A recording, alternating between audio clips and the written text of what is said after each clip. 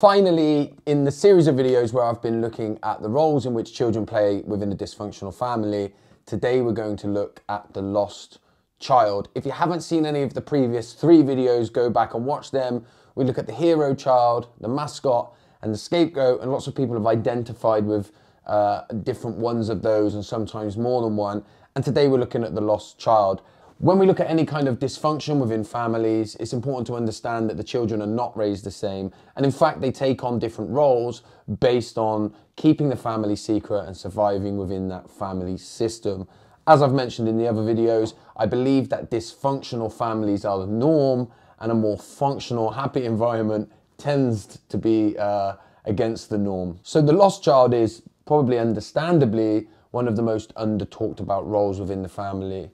This is often the last born child, but it's not always the case. And of course, like I've stressed, you can evolve and change through the roles, but often the lost child is the last born. And in a lot of cases was supposed to be there to kind of save the family, to save the relationship, an ideal that quickly gets obliterated very shortly after the child is born. And so they find themselves getting almost no attention whatsoever. If you don't resonate with the lost child, then you all know a lost child. You might not know that you do, but you do.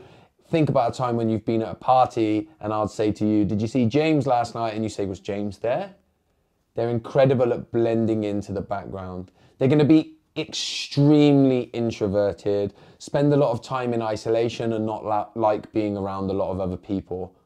They've spent most of their childhood learning to blend into the background with an understanding that they kind of don't even play a part, or it doesn't seem like they play a part within the family. Their main payoff for their role within the family is that there's some relief, some belief that they don't have to put that much energy into this child. The adult lost child is the one who spends most of their time away from people. They spend it in isolation, and addictions that they might pick up are going to be the kind of addictions that help them with deep escape, to withdraw from society and not be a part of it. This concludes the 4 roles that I wanted to explore within the dysfunctional family environment. Some of the questions that I've had is, what does a functional family environment look like, and what constitutes to a dysfunctional family environment?